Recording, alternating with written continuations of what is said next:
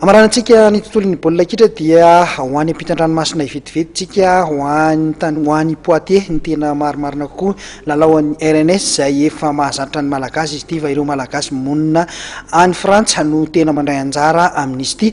Teo amin'ny lalao baolina kitra raha ho an'ny sokajy veteran izay nahazahoantsika sary dia ny ekipan'ny Askas avy any Annemasse no nivoaka nandresy ary nanomboka ny Amboara tamin'izany lalao baolina kitra izany.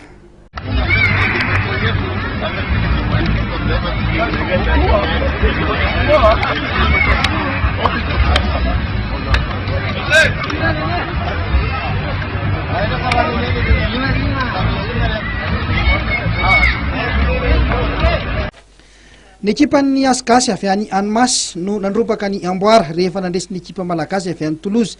Nandritra ny RNS farany teo izay natao tany Poitiers teo amin'ny taranja baolina kitra sokajy zokiny. Resin'ny Asgasy avy any Annemasse taorian'ny fandakana tir-au-but ireo malagasy avy any Toulouse. Nisaraka adsala samy tsy nisy ny tokony rototo tao anatin'ny fotoana ara-dalàna. Taorian'ny fandakana tir-au-but no nibatan'ny Asgasy avy any Annemasse ny Amboara. Ratsivina fohy ny tantaran'ny ekipan'ny Asgasy Annemasse ity dia fikambanan'ireo mpilalao malagasy ao Suisse ireo malagasy mipetraka any amin'ny sisin-tanin'ny Suisse Frantsa. Ny taona 2024 no tafatsangana ny Asgasy isan'ny namorona ny ekipandreo Matoura Alson. Ny taona 2024 io no nandray anjara voalohany tamin'ny RNS ny Asgasy izay tonga dia nahazo Amboara hatrany. Izay nitarihany Andreo Matoura Lahita Zampera na Irazan no fiantson'ny olona azy any an-toerana. Nanomboka teo dia lasa isan'ny ekipa favori any amin'ny RNS Asgasy.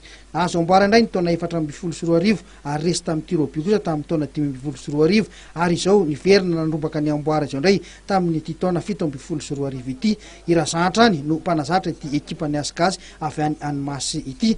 Arak'izany dia isan'ny ekipa lehibe misongadina ny ekipan'ny Asgasy avy any Annemasse any amin'ity lalaon'ny RNS ity.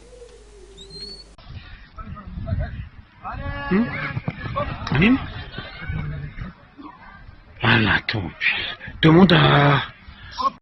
Pour les spectatrices, merci beaucoup. Fidèles comme d'habitude. Bien resté, sinon le lama que tu as vu. Ouais, c'est bien ça.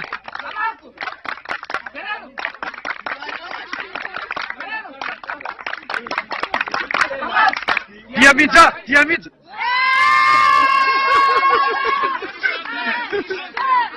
Vous chantez.